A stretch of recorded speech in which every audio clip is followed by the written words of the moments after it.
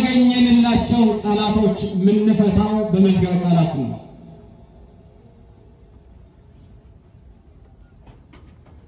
ትርጉም ያጣላቸው ቃላቶች ምን ማለት ነው ለማለት መዝገበ ቃላት ውስጥ ይገባል ሰው። ከመዝገበ ቃላት ውስጥ ገብቶ ማወቅ መናገር የፈለገውን ቃል ትርጉም እንደሚያገኝለት ሁሉ ከእግዚአብሔር ጋር የሚገናኝባቸው ቃላቶች አውጥቶ ሰው የሚናገረው ከልቡ ውስጥ ነው። ልብ ከቃል ጋር አይለያይም። መለያየት አይቻልም። ሊቁ ዮሐንስ አፈወርቅ እስመ ለሰብ ኢይታጣ ቃል እምልቡ ሰው ወይም በሰው ዘንድ ለሰው ከልቡ ውስጥ ቃል አይጠፋም ነው። ልብ በሉ፣ ከልቡ ውስጥ ቃል አይጠፋም። ከትምህርቱ እንዳትወጡ ምን ከዚህ ነው የሚጀምረው። ከሰው ልብ ውስጥ ቃል አይጠፋም፣ ቃል አለ።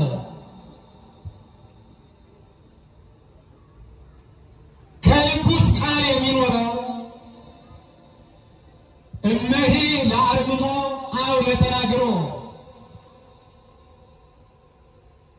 ዝም ባላችሁበት ሰዓትም ይሁን ቃላት አውጥታችሁ በተናገራችሁበት ሰዓትም ይሁን በሁለቱም ጊዜያቶች ቃል ከልብ አይጠፋም። ስትናገሩም ከልብ ውስጥ ነው ያገኛችሁት። ዝም ብላችሁ ከልብ ውስጥ ይኖራል ቃል። ቃል ከልብ አይለይም። በዝምታ ሰዓትም ይሁን በመናገር ሰዓት ሶለሂ ይጽብ ብዙኃ ነገረ እምልቡ ሰው ልጻፍ የሚላቸው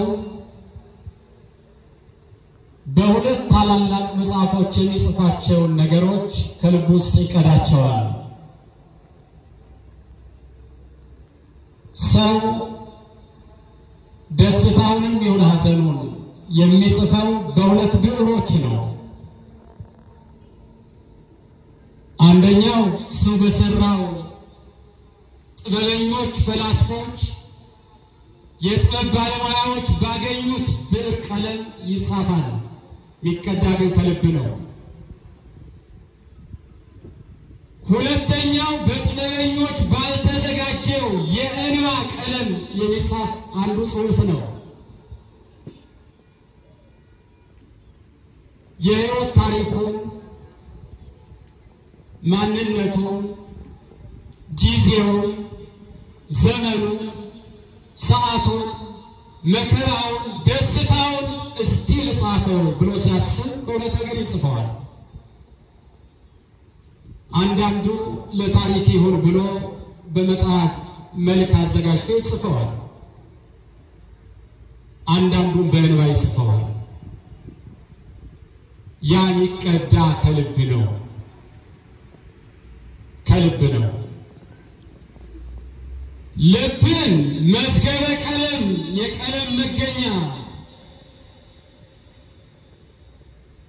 የዓይንን ሽፋፍት እንደ ብዕር፣ ፊትን እንደ ብራና፣ እንባን እንደ ቀለም ይቆጥሩታል ሊቃውንተ ቤተ ክርስቲያን። እንባን በቀለም መልክ ይገልጡታል። በእግዚአብሔር ፊት የሚነበብ ቀለም ይሉታል። ሰውና እግዚአብሔር የሚገናኙባቸው ቅዱሳት መጻሕፍት አንዳንድ ጊዜ በብዕር ተጽፈዋል፣ አንዳንዶቹ በእንባ ተጽፈዋል።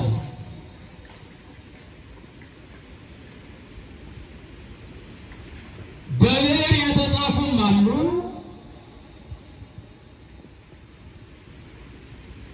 በእንባም የተጻፉም አሉ። እግዚአብሔር ሁሉንም እንደየመልኩ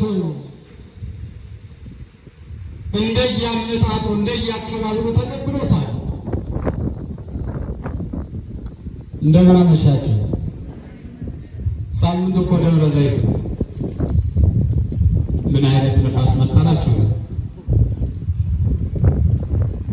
አይ ቢያንስ እንደው ፈተናውን ያምጣው እንጂ በቤቱ ሆኖ መጠራሰስ ጥሩ ነበር አሉ። ከቤቱ መውጣት አይደለም ከይያርች ወጥተው የሚኖሩ እኮ አሉ። በዚህ ሰዓት በዚህ ወቅት በዚህ ዘመን እንዴት ተሰባስቦ መማር ቃሉን መስማት መታደል ነው። ፈተናዎች ብዙ ስለሆኑ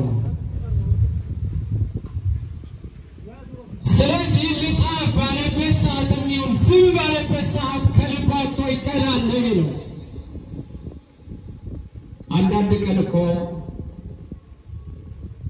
እንደው ደግ ሰው ነው መልካም ሰው ነው የምትሉት ሰው ከመካከላችሁ ተነጥሎ ሲጠራ በጣም ይወደዋል የምትሉት ሰው እንባ ማልቀስ ሲያቆምና እንባ ካላለቀሰ ምን አይነት አይነ ደረቅ ነው ካላችሁ በኋላ ላልቀስ ካለ ምንድነው የሚባለው? ከልብ ካለቀሱ ከመካለቀሱ እንግዲህ ስለዚህ ልብ ቀለማ አኑ ይቀዳበታል ማለት ነው። ከዚያ ነው የሚቀዳ። አስተውሉት። ከልብ ካለቀሱ ማለት በትክክል ከልብ መቀዳቱን ነው የሚያሳየው። አንደኛ ከሰው ልብ ቃል አይጠፋም። ሁለተኛ ዝም ባልንበት ሰዓትም በምንናገርበት ሰዓትም ቃል ከልብ አይጠፋም። ሶስተኛ እንሳ ብለን የተዘጋጀንባቸው ነገሮች የሚቀዱት ከልብ ነው። የሕይወት ታሪካችሁን ስታነቡት ስትጽፉት ሰው እየነገራችሁ ነው። እስቲ ጻፈው ብላችሁ ትጽፉት ትጀምሩታላችሁ። የሚቀዳበት መጽሐፍ የለውም፣ ግን ከልብ ነው የምትቀዱት። አለ ከልብ ውስጥ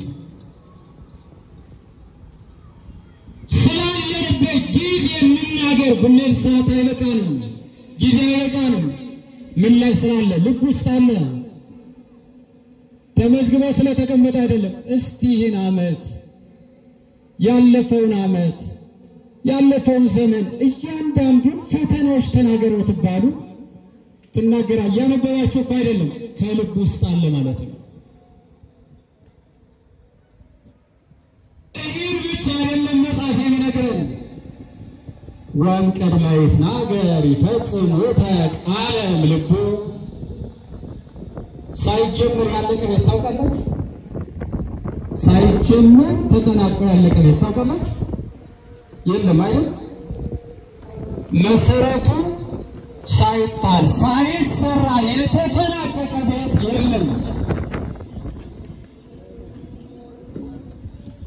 ሳይጀምር ተጠናቆ የምታገኙት ነገር ቢኖር በልብ ውስጥ ነው ይላል መጽሐፍ። ሳትናገሩ መሰረቱንም ጣሪያውንም አልቆ የሚገኝ ቤት ይለዋል ቃልን። ወንቅድመ ይትናገር ነው ሳይናገር ይፈጽሙት ነገረም ልቡ። ባለሙያው ጥበበኛው ቤቱ ሳይሰራ ቤቱን ገና መሰረት ድንጋይ ሳይጣል ስሎ አዘጋጅቶ ካርታውን አዘጋጅቶ ቤቱ ይህን ይመስላል ይላል። የሰራው በወረቀት ነው። ቤቱ አልተጀመረም፣ ግን እስከ መጨረሻ ያለው ግን በደንብ አድርጎ ስሎታል። ሰውም መልካምነትን ሳይጀምረው ተጠናቆ የሚገኝ መልካም ነገር ቢኖር ልብ ነው የሚለው መጽሐፍ። ስጋውን ደሙን መቀበል አለብኝ ብሎ የወሰነ ሰው ስጋውን ደሙን ከመቀበሉ በፊት ንስሐ ከመግባቱ በፊት ሁሉን ነገር የሚጨርሰው መጀመሪያ ነው። ንስሐ መግባት አለብኝ፣ ስጋውን ደሙን መቀበል አለብኝ፣ መልካም ሰው መሆን አለብኝ። ጨረሰ። ሳይናገር ነገሮችን አጠናቆ የተጨረሰ ነገር ቢኖር ልብ ነው። ወሶበሂ ይፈቅድ ይክስቶ ያሰረገው በልሳኑ እንደምን አመሻችሁ። ግን እንደው ግዕዝ ማበዛ የግዕዝ ሊቅነት ልናገር ይመስላችኋል? ለምን መሰላችሁ? ግዕዝ ስለ ሁለት ነገር ነው ግዕዝ ብዙ ጊዜ የምናገር። አንደኛ የግዕዝ ዘረኛ እስከሚነሳ ቶሎ ቶሎ ልናገረው ብዬ ነው። ሁሉ ቋንቋ በዘር ተይዟል። በዘር ያልተያዘ ቋንቋ ቢኖር ግዕዝ ነው። እርግጥ ሊቃውንቱ የግዕዝ ዘረኞች ናቸው። አው ግዕዝ አትምጣብን ነው የሚሉ። በጣም ልዩ ነው የግዕዝ የሚባለው። እነዚያው እንዴት እንዳለፉት እንጂ ከማይደገሙ ምስጢራት እንኳን እኮ ቅኔ ነበር። ቅኔ የማይደገሙ ምስጢራት ተምራችኋል? ምስጢረ ጥምቀት አይደገምም፣ ምስጢረ ተክሊል አይደገምም የሚሉትን ታውቋቸዋላችሁ? በጣም የማይደገሙ ምስጢራት ከዚያ ውስጥ እኮ አንዱ አልተጻፈም፣ ከምስጢራት አላስገቡትም እንጂ ቅኔ ነው። ቅኔ አይደገምም። 1000 የቅኔ ሊቃውንት ሰብስባችሁ ስለዚህ ድንኳን 2 ስኒ ጉባኤ ቃና ተቀኙ ብትሏቸው የ1000 ሊቅ ቅኔ አይገናኝም። ሁለተኛ ከተቀኙት በኋላ ያ ቅኔ እስከ ለተሞት አይደገምም። ሁለተኛ አይቀኙትም። ያን ቅኔ ነውር ነው። በቅኔ ባህል ሕግ አለው። ነገ እሑድ አንድ ሊቅ ወዲያው የደረሱትን ቅኔ የተቀኙትን ቅኔ እስከ ለተሞታቸው እሳቸው ይሁን ሌላ ሊቅም አይደግሙም። ያን ቅኔ ነውር ነው። በጣም ነውር ብቻ አይደለም፣ በጣም ያሰው የቤተ ክርስቲያን ልጅ እንዳለው ነው የሚያሳይ። ለምን ቅኔያቱ ተጻፉ ከተባለ ያን ሊቅ እያዩ እንዲህ አይነት ሊቃውንት ነበሩ፣ እንዲህ አይነት ምሁራን ነበሩ ለማለት ነው። ቅኔው የምናስታውስ እንጂ ቅኔ አይደገምም። እና ግዕዝ አንደኛ የግዕዝ ዘረኞች እንድትሆኑ ነው። ሁለተኛ ቁጭቱ ይሰማችሁ። ግዕዝ አሁን በዚህ በውጭ ዓለም 28 ዩኒቨርሲቲ ደርሷል እኮ። እኛ ምናው ጀርመንን ብቻ ነው። ኢትዮጵያውያን ያልሆኑ ግን ከ28 እንግዲህ የዛሬ 10 ዓመት አካባቢ 26 ደርሰዋል። አሁን ወደ 28 ተጠግቷል ነው የሚባለው።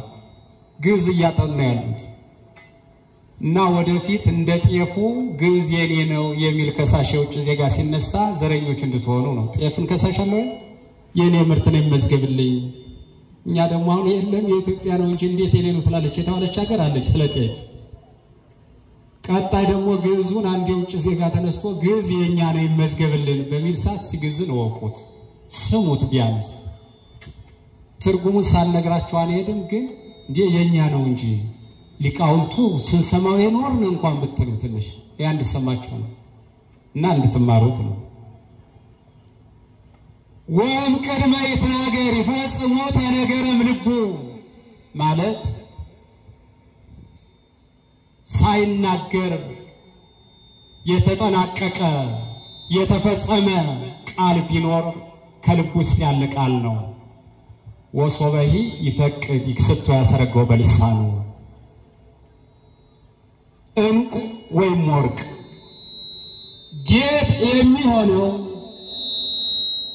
ከመሬት ተቆፍሮ ከተገኘ በኋላ ነው። በእሳት ከነጠረ በኋላ ነው። ከልባችሁ ውስጥ ያለው ቃል ከመሬት ያለ ማዕድን ማለት ነው። ያን መልክ ሰጣችሁ፣ ውብ አድርጋችሁ ለሰውም ለእግዚአብሔርም የሚስማማ አድርጎ ለማቅረብ አንደበት ሸልሞ ያወጣዋል ይላል። ከልብ ውስጥ ያለን ቃል ያሰረገው ያስጌጠዋል። ከልብ ውስጥ አለ። ይህን ብናገር ይከፋብኝ ይሆን? ይህን ብናገር ደስ ይላቸው ይሆን? ይህን ብናገር እግዚአብሔር ይቀበለ? ይህን ብናገር እግዚአብሔርን አሳዝነው ይሆን ብሎ ሰው ከመልካም ልቡ አውጥቶ መልካም ነገርን በአንደበቱ እንደ ሙሽራ ሞሽሮ ያወጣዋል።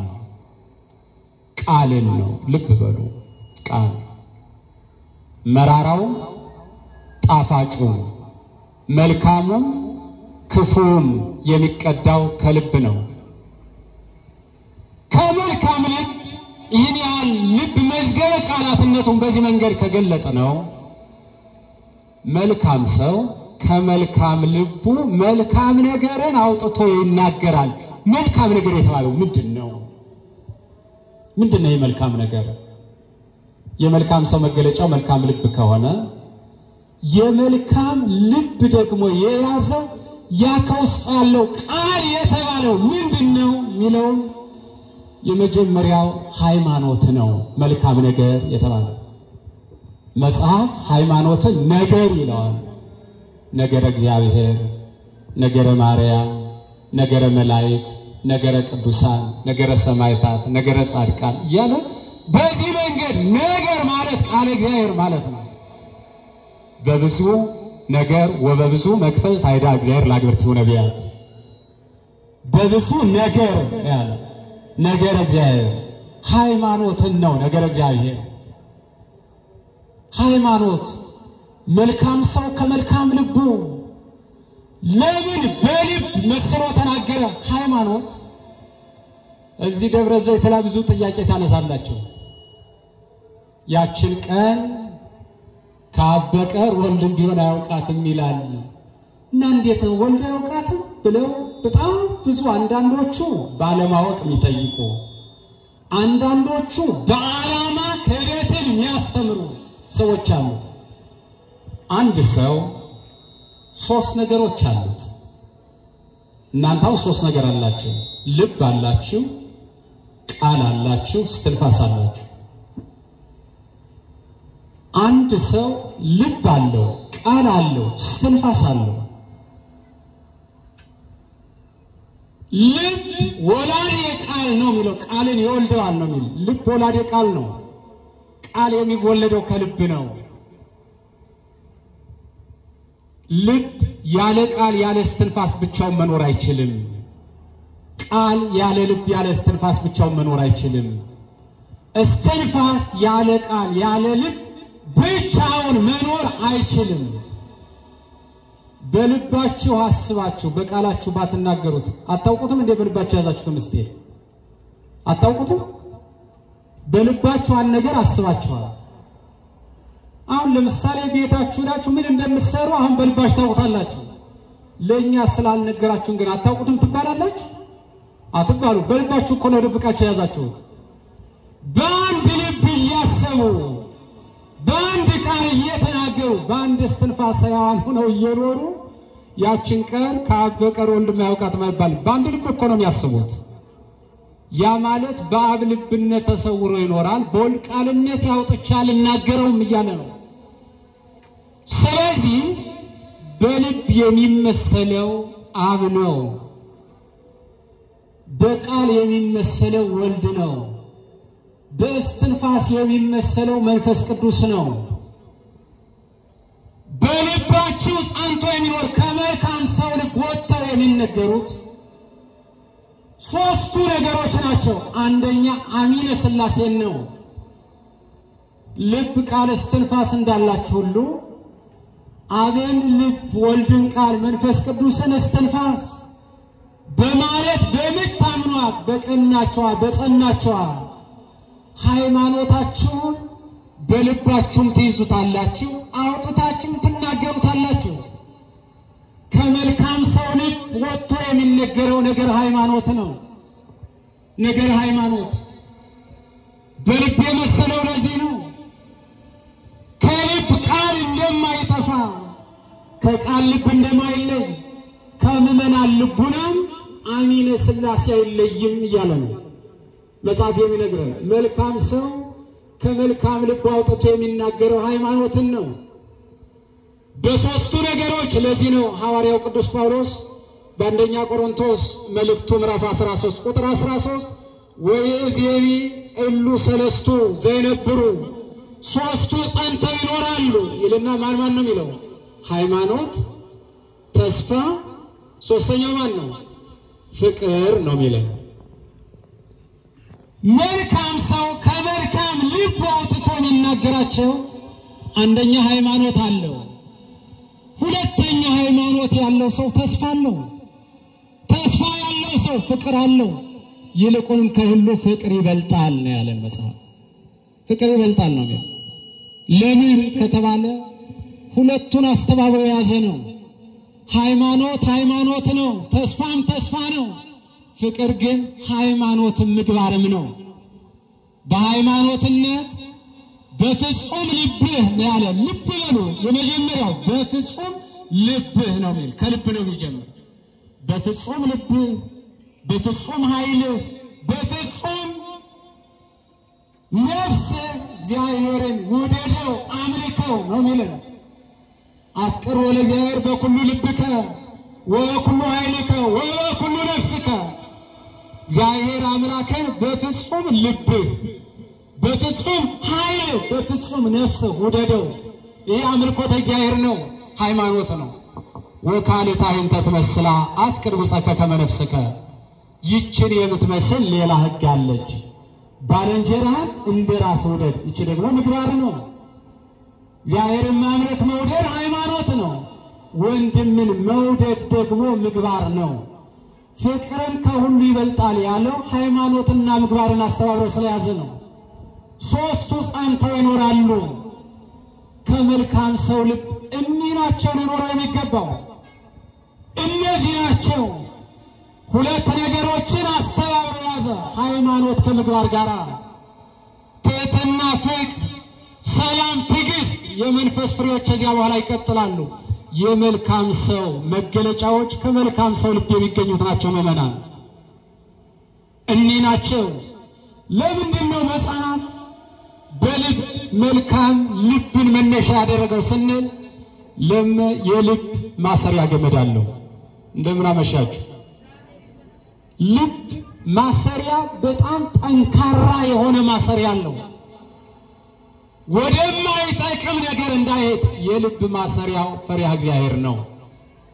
ለመይታስረ ልብ በፈሪሃ እግዚአብሔር ይወርድ ውስተ ጸድፍ አቢይ።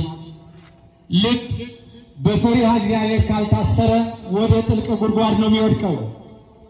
ወደ ጥልቅ ጉድጓድ ፈሪሃ እግዚአብሔር ከሌለው የጥበብ መጀመሪያ እግዚአብሔርን መፍራት ነው የሚለው። ፈሪሃ እግዚአብሔር የሌላቸው ሰዎች፣ ልባቸው በፈሪሃ እግዚአብሔር ያልታሰሩ ሰዎች አንደኛ ነፍሰ ገዳዮች ናቸው፣ ሁለተኛ ዘረኞች ናቸው፣ ሶስተኛ በዓለም የምታዩት ፈተና አለ። እግዚአብሔርን የማይፈራ ሰው እንዴት ሰውን ይፈራል ያከብራል? እግዚአብሔርን መፍራት ያልቻለ ሰው ሰውን አይፈራም፣ ሰውን አያፍርም። በዚህ መንገድ ነው ብዙ ልባቸው በፈሪሃ እግዚአብሔር፣ ልባቸው በሃይማኖት፣ ልባቸው በምግባር የቀኑ ሰዎች አንገታቸውን ደፍተው ሲያለቅሱ፣ ክፉዎቹ ደግሞ በብዙ መንገድ በብዙ ዓላማ ስምሪት ይዘው ዓለም ዛሬ ፈተና ውስጥ ጭንቀት ውስጥ የምታዩት በልባቸው መልካም ልብ፣ መልካም ሰዎች፣ መልካም ልብ፣ መልካም ነገርን ያልያዙ ሰዎች ናቸው። ምእመናን ታለቅሳላችሁ፣ ምእመናን ታነባላችሁ። በምትሰሙት በምታዩት ፈተናዎች ብዙ ናቸው። መልካም ሰዎች እንሆንኛ እግዚአብሔር ይሰማል። መከራዎቹ ፈተናዎቹ ብዙዎች ናቸው። አንዳንዶቹ በነፍሰ ገዳይነት ተሰማርተው ለሕፃን ርኅራኄ የሌላቸው፣ ያውም የምትገልጡበት ቋንቋ ብታጡ፣ ቃላት ብታጡ ምን አይነት ጨካኝ ልብ ቢኖራቸው ነው አይደንቱ? ጨካኝ ልብ ነው ያላችሁት። ጨካኝ ነው ያላችሁት። ለሕፃናት ርኅራኄ የሌላቸው፣ ለሕንፃ እግዚአብሔር የሰው ልጅ ርኅራኄ የሌላቸው ሰዎች ታያላችሁ። አንዳንዶቹ ደግሞ በዚያው መንገድ ሰው ግራ የተጋባበት ሰዓት በፈተናዎቹ አቅጣጫቸውን እየቀየሩ በብዙ መንገድ ፈሪሃ እግዚአብሔር እየጠፋ ሲመጣ ፈተናዎች ተጽፎ ነበር፣ ግን አላስተዋልንም። ወዘያነብብ ለይለቡ፣ አንባቢ ያስተውል ተብለን ነበር፣ አላስተዋልነው። አዲስ ነገር እኮ የለም፣ ተጽፎ ነበር፣ ግን አስተዋይ ልብ ስለሌለን ስላላነበብነው ስላልተከታተልነው የእግዚአብሔርን ቃል ከመስማት ይልቅ የሰዎችን ቃል ብቻ በማዳመጥ ግራ ተጋብተናል። ምእመናን እኔ አንዳንድ ጊዜ እንደው በጣም ብዙ ቦታ ተናግሬዋለሁ። አንድ የምናገረው ምሳሌ አለ፣ በጣም የሚገርም ማለት ነው። በጥበበኞቹ በሐኪሞቹ መስዬ የምናገረው አንድ ነገር አለ። እግዚአብሔር የሰጣቸው ጥበብ ነው። የሕክምና ባለሙያዎች ያላችሁ እግዚአብሔር ጥበብ ሰጥቷቸዋል። ሰውን ለመታዘብ አንድ ነገር ውሰዱ። መርምራችሁ አይታችሁ አይ በቃ ምንም ዋጋ የለህም አትተርፍምና ከንቱ አይድከም ገንዘብ የማያባክን ወደ ቤቱ ውሰዱት ብላችሁ ለቤተሰቡ ብትነግሩ ስለታመመው ሰው ምንድነው የሚሏችሁ? ውሸታም ይሏችሁ አይሉም። እያለቀሱ እያነቡ በቃ አይተርፍም አለን ዶክተሩ፣ ምንም አይድንም ብሎናል። ስለዚህ ምን እናድርግ? ሰው በቃ ተስፋ ቆርጣችሁ ተመልሳችሁ ላይ ማተሳሉት ስለት፣ ማትዞሩበት ገዳም፣ ማትቀዱት ጸበል፣ የማታነቡት የእንባ አይነት የለም። እንባው ብዙ ነው። ወዲያው የሚወጣ እንባ አለ፣ ደረቅ እንባ አለ፣ በጣም የተሰበረ ልብ ሆኖ እንባችሁ ያልቅበት ጊዜ አለ። ቀጥሎ እንግዲህ ልብ በሉ። ማን ነው ግን የተናገረ? እግዚአብሔር ነው? ሐኪሙ ነው የተናገረው? ሐኪሙ ነው የተናገረው። ምድራዊ ፈላስፋ፣ ምድራዊ ጥበበኛ። በሳምንቱ ተመልሳችሁ ሄዳችሁ ቀጠሮ 7 ቀን ነው። እስቲ እንዲያው እናረጋግጥ። እመሙ ባለበት ቦታ ነው፣ ግን እንዲያው ደስ ይበላቸው አንድ ቀን ቢሆን ድሜ ነው ብሎ ወይ ደህና ነህ በጣም ተሽሎሃል በጣም ጥሩ ነው ቢላችሁ ወዲያው ሂዳችሁ ተሳላችሁበት ቤተክርስቲያን ለመናገር እንባችሁ እየተናነቃችሁ በቃ ምናገርበት ቃላት የለኝም ብላችሁ ስለታችሁ ይዛችሁ ትሄዳላችሁ። እግዚአብሔር ስራውን ይሰራል። በርግጥ ጥበበኛ ነው፣ የጠቢባንም ጥበበኛ ነው እግዚአብሔር። ግን ሐኪሙ ዋጋ የለህም ብሎ ወዲያውኑ አምነን ካነባን ተሽሎሃል ድንሃል ሲለን ወዲያውኑ ደስታችን ምንገልጥበት ቋንቋ ካጣን ለምን ይሆን የእግዚአብሔርን ቃል መስማት የተሳነን? ባለቤቱ የሚናገረው ቃል ያስተማረን ቃል የኛን የሳምንት ዕድሜ የለም። ዓለሙ አላፊ ነው፣ ንብረቱ አላፊ ነው፣ ሁሉም አላፊ ነው ብሎ አስተማረ። ዓለሙ እኮ ያልፋል ብለን አንድ ቀን ትስ ብሎ አንዲ ዘመን አንባ አይደለም የተሰበረ ልብ የለንም። ያንዱን ጥበበኛ ያህል ቃል እንኳን አይደለም ይዘር የምንሰማው። የተሰበረ ልብ ያላቸው ቅዱሳን የዛሬውን ነገ ነው የሚያዩ፣ ነገ የሚሄዱበትን ዓለም ነው የሚመለከቱት። ስለዚህ ፈሪሃ እግዚአብሔር የሌላቸው ሰዎች አንዳንዶቹ በነፍሰ ገዳይነት፣ አንዳንዶቹ ደግሞ አሁን ህዝቡ ጭንቀት ላይ ነውና ያለ ምን ብናደርግ የገቢ ምንጫችን እናሳድጋለን ብለው ደግሞ ይሳብሰቡ። ከዚያ በኋላ የዛሬ ዓመት ኮሮና እንደገባ ምን እናርተባለን? ከገዳም የገዳም አባቶች በስልክ በመንፈቀ ሌሊት ነጭ ሽንኩርት ብሉ ብለዋል። ከፌጦ ጋር ተባለና ለጸሎት ለቅዳሴ ቀስቀሳችኋቸው ማታውቋቸውን ወገኖቻቸውን ሌሊት እየቀሰቀሰ ሽንኩርት ብላ ተባለ። ሌሊት ዛሬ ካለና ካልቀመስ ዋጋ የለም እና ሌሊት ኧረ ተው ምዕመናን ብንል ማን ይስማል? የለም። እኛ መቼም መጨረሻ ሙት ጥብሎ ካለቀ ከጨረሳች እንደላም ታልባችሁ ካለቀ በኋላ ነው እኛን መጣች እንዴው ስለዚህ ነገር ብታስተምሩ አይሻልም? መምህር መጥተሉ ዲያቆኑት 30 ብር የነበረ 40 ብር የነበረ ነጭ ሽንኩርት 500 ብር ገባ። የት ይገኝ? እንደው ትገኝ ወዲያው ያጎበዝ ሌባ ልበት አማማው የራሱን ቢዝነስ ሰራና ቁጭ አለ። ቀጠለ። በኋላ ደግሞ ይችል የገዳም አባቶቻችን ጸልዩ፣ ስገዱ፣ ጾሙ፣ ንስሐ ግቡ፣ ስጋውን ደሙን ብሉ ይላሉ እንጂ ነጭ ሽንኩርት ብሉ አይሉንም። ምዕመናን ጥሩ ነው። ያ ማለት ያ መመገብ ኃጢአት ነው እያልኋቸው አይደለም። ከገዳም አባቶች የተነገረው አትበሉ። በቃ ገዳም አባቶቻችን የሚያስተምሩትን የሚናገሩትን ጠንቅቀው ያውቃሉ ምን ማድረግ እንዳለብን፣ እንዴት መጸለይ እንዳለብን፣ እንዴት መስገድ እንዳለብን ይነግሩናል። ቀጠለ። በኋላ አይ ረሃብ ይሆናል ተብሏልና ቶሎ ብላችሁ ጤፍም ይሁን ደረቅ ነገሮች ሸምታችሁ አስቀምጡ ተብሏል ይል ተነገረ። እዚያ አንዳንዱ ስግብግብ ብቻውን ሊኖር እኛ በራባል ቀን 20 ኩንታል 30 40 ኩንታል እየተቀለለ አስገባች ጀመረ። እንዴት ረሃብ አይሆንም? እንዴት ፈተና ይሆን? ጠቅልለህ አስገባው እንዴ? ገጥሞናል እኮ። አንዳንድ ደጋግ የሆኑ መልካም የሆኑ ሰዎች ጥሩ የሆነ ልብ ያላቸው ቅን ሰዎች እኮ ነግረውናል። 10 ኩንታል 20 ሽጡልን ሲሉን ተው እንጂ ሰው ተካፍሎ ይብላ ስንላቸው አንዱ 3 ኩንታል ይያል በቤተሰቦቻቸው ስም በአንድ ቀን ጨረሱብን። ያን ሁሉ እኮ ገጥሞናል እኮ ሲነግሩን። እስቲ ልጅ የኔ ሁሉ ስለማይሰጠኝ 3 ኩንታል አንቻምጨው ደሞ ይቀጥልና ሌላው ልጅ ደሞ ሄድና 4ቱን ያመጣዋል። ዙሮ አንድ ቤት ነው የገባ። አሁንም ረሃብ ሆነ ተባለ፣ ፈተና መጣ ተባለ። ቀጠለ አሁን ደግሞ የበረሃ አባቶች እንዲህ ብለዋል ይህም ብለዋል የሚል ደግሞ ግሩፕ ተነሳና ታልባችሁ ከጨረሳችሁ በኋላ ስለምትመጡ እየመረራችሁ እንንገራችሁና መጨረሻ ላይ ዞሮ ብዙ ሰው ከሚጠፋ መምህር እንዲህ ብሎ አስተማረ ብላችሁ ተችታችሁ ነገ እናንተን መዳን ነው እኛ የምንፈልገው። አሁን ደግሞ ከገዳም አባት ወደ በረሃ ዙሯል። ከገዳም ነው ቢባል የትኛው ገዳም እነማን የሚል የማጣራት ስራ ሊሰራው ነው። አሁን ከበረሃ ተባለ ደግሞ የበረሃ አባቶች ኧረ ተው ምዕመናን፣ ቅን ልብ ይኑረን፣ ደግ ልብ ይኑረን፣ ጽናት ያለው ልብ ይኑረን።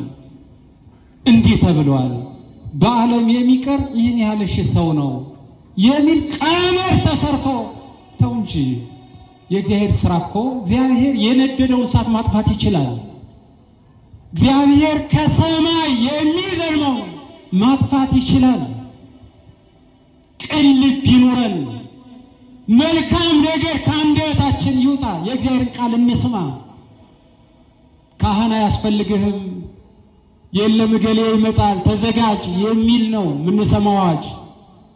ከስጋው ደሙ የበለጠ ታምር አለ? ከቤተ ክርስቲያን ከጸበሉ ከእምነቱ የበለጠ ድንቅ ስራ አለ? ከመስቀሉ ከጸበሉ ከእምነቱ እግዚአብሔር ይፍታ ከሚለው ቃል ወጣችሁ ሄዳችሁ ነግድ በጎ ነገር እናገኛለን ብላችሁ ታስባላችሁ? መልካም ሰው ከመልካም ልቡ መልካም ነገርን አውጥቶ ይናገራል። ስለዚህ ልብ ማሰሪያው የመጀመሪያው ፈሪሃ እግዚአብሔር ነው። ፈሪሃ እግዚአብሔር ይኑረን። የጥበብ መጀመሪያው እግዚአብሔርን መፍራት ነው። እስመ ንጉሥ እስመ ልብ ንጉሥ አባላት ወቱ ለካላአን አባላት ለማ አበይወሙ ልብ እይትካልወሙ ገቢረ እከይ ለካላአን አባላት ይላል መጽሐፍ። ልብ የሰውነት ክፍሎች ሁሉ ንጉሳቸው ነው፣ አለቃቸው ነው። ሌሎቹ የሰውነት ክፍሎች ክፉ ስራ እንስራ ብለው ቢያቅዱም ቢያስቡም ልብ አይሆንም ካለ ልብ በፈሪሃ እግዚአብሔር ከታሰረ ዙሮ የትም አይደርስም። ፈሪሃ እግዚአብሔር ይኑረን። ክፉ ነገር ልናስብ እንችላለን፣ ልናወጣ ልናወርድ እንችላለን። ፈሪሃ እግዚአብሔር በፈሪሃ እግዚአብሔር የታሰረ ልብ ካለን ግን አይ ምን ያደርግልኛል፣ እግዚአብሔር ይቀጣኛል፣ እግዚአብሔር ይገስጸኛል እንላለን። ስለዚህ ልብ በፈሪሃ እግዚአብሔር የታሰረ ይሁን። በሃይማኖት እንጽና፣ በምግባር እንቅና፣ እንጸልይ። ከቤተ ክርስቲያናችን ትምህርት የወጣ ሌላ ትምህርት ካለ መልአክም ቢሆን ያለ ቅዱስ ጳውሎስ እኛ ካስተማርናችሁ ትምህርት፣ ቤተ ክርስቲያን ከምታስተምራችሁ ትምህርት፣ ቤተ ክርስቲያን ከምትነግራችሁ ቃል የወጣ ቃል ስትሰሙ መርምሩ ምዕመናን። የቤተ ክርስቲያን ድምፅ አይደለም፣ የአባቶች ቃል አይደለም፣ የሃይማኖት ትምህርት አይደለም። ትናንት አልሰማሁትም በሉ እንጂ በድንገተኛ ትምህርት አትወሰዱ። ስለምትሰሟቸው ነገሮች እስቲ ውጡ ምዕመናን። ፈተናዎቹ ብዙ ናቸው። እንደ ሰደድ እሳት በአጭር ጊዜ በጣም በሚገርም መንገድ ዘረኝነት ከአቅም በላይ ሆኗል። ዘረኝነት ምንለው ጥሩ ነው፣ ሰው ዘር አለው፣ በቋንቋ ተከፋፈሉ እንጂ ምዕመናን። አንድ ነገር ልጠይቃችሁ፣ ህፃናት ሲወለዱ ግን ቋንቋቸው ምንድነው? ምንድነው ቋንቋቸው? ነው የላቸው? ቋንቋ አላቸው፣ አልተመዘገበላቸውም እንጂ ቋንቋ እንዳላቸው የምታውቁት አንደበታቸውን በምናውቀው ቃላት መናገር ያልጀመሩ ህፃናት 10 የሚሆኑ መጫወቻ ቦታ ወሰዷቸው፣ ይግባባሉ፣ ይነጋገራሉ፣ አላቸው መግባቢያ ቋንቋ ይነጋገራሉ። ሰው በዚህ ዓለም ዛሬ ሰው ተከፋፍሎ በብዙ መንገድ ከሚባላበት ቋንቋ አገልግሎቱ አንደበታችን ከፈታንበት መቃብር እስከምንወርድበት ነው አገልግሎት። እዚያው ላይ አይሰጥም፣ አገልግሎት አይሰጥም። መናገር ከጀመርንበት መቃብር እስከምንወርድበት አገልግሎት ይሰጣል። ከዚያ በኋላ ግን በሰማይ ዘረኝነትም ቋንቋም ብሔርም ጎጥም ሰፈርም የለም ምእመናን። መልካም ልብ ይኑረን፣ ቅን ልብ ይኑረን። መልካም ነገር በልባችን እናስብ። ከእግዚአብሔር የበለጠ አባት ከመንግሥተ ሰማይ የበለጠ ርስት የለንም ምእመናን። ስለዚህ መልካም ነገርን ከመልካም ልባችሁ አውጣችሁ ተናገሩ ነው ያለ መጽሐፈ ዜና አበው የተባለ መጽሐፍ እንዲህ ይላል። ትምህርቴን ላጠናቅ።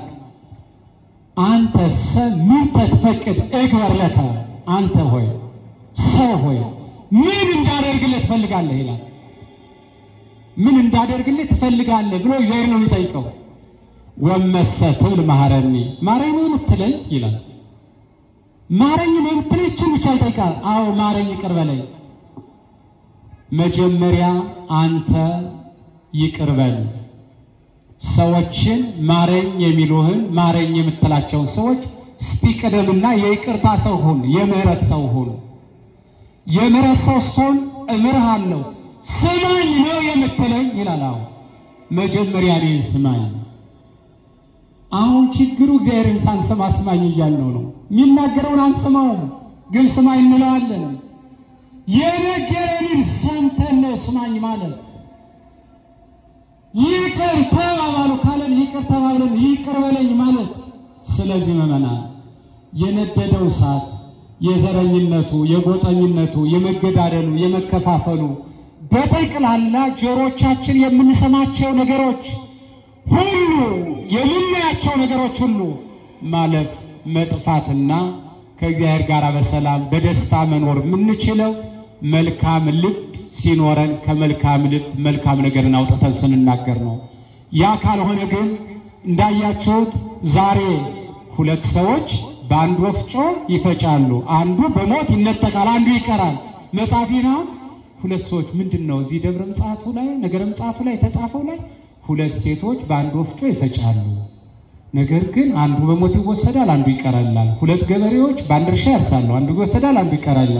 ሁለት ሰዎች በአንድ አልጋ ይተኛሉ፣ አንዱ በሞት ይወሰዳል፣ አንዱ ይቀራል። ምን ማለት ነው? የወፍጮውን ብቻ ልንገራችሁ፣ ስለ ወፍጮ ቤት እየነገረን አይደለም። ወማኅረ ጽኒ ዘይቤ አጥራሲሆሙ ለነዳያን፣ ሁለት ድሆች ሁለት ምስኪኖች ወፍጮ ያለው የድሆች የምስኪኖችን ጥርስ ነው። በአንድ ወፍጮ ይፈጫሉ ማለት አንድ ዳቦ በጋራ ተሰብስበው ይበላሉ ይመገባሉ ማለት ነው። እኒህ አንዱ በጣም ምስኪኑ አንድ ዳቦ 10 ሆነው የሚመገቡት አንዱ በሞት ይወሰዳል፣ አንዱ ይቀራል። አንዱ በገበሬ የመሰለው እርሻ ቦታ ያላት ዓለምን ነው። ሁለት ገበሬዎች ያለው ሕዝብና ሕዛብን ነው። ጻድቁንና ኃጥኡን ነው። አንዱ ይወሰዳል፣ አንዱ ይቀራል ነው።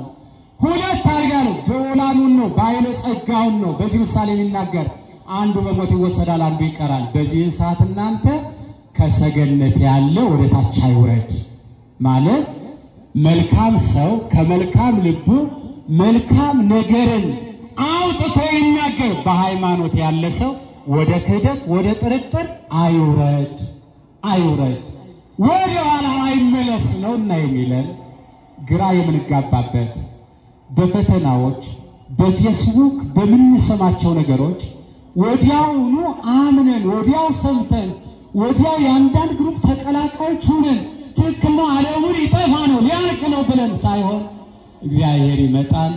እግዚአብሔር የፈጠረውን ዓለም ማሳለፍ የእግዚአብሔር ሥራ ነው። የፈጠረውን የሰው ልጅ መውሰድ የእግዚአብሔር ሥራ ነው። ከኛ የሚጠበቀው እስካለንበት ሰዓት ድረስ በሃይማኖት በምግባር በጾም በጸሎት ጸንተን እንዲህ ባለ ሁኔታ ስንሄድ መልካም ሰዎች እንባላለን። መልካም ልብ ይኖረናል። ከመልካም ልባችን ደግሞ ሃይማኖትን፣ ጾምን፣ ጸሎትን፣ ፍቅርን ገንዘብ እናደርጋለን። መልካም ሰው ከመልካም ልቡ መልካም ነገርን አውጥቶ ይናገራል። ንስሐ ገብተን ቅዱስ ሥጋውን በልተን ክቡር ደሙን ጠጥተን የመንግሥተ ሰማያት ወራሾች እንድንሆን የእግዚአብሔር ቸርነት የድንግል አማላጅነት የቅዱሳን በረከት አይለየን። ወስብሐት ለእግዚአብሔር። ቆየን። ደህና ደሩ።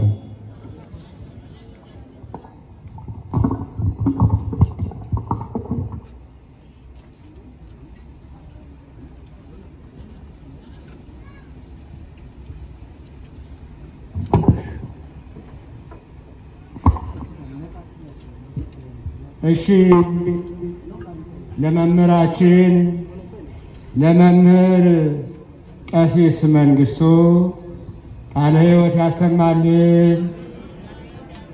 ድምጻችሁ አይሰማም ነው? አልተመገባችሁ? ቃለ ሕይወት ያሰማልን። ቃለ ሕይወት ያሰማልን።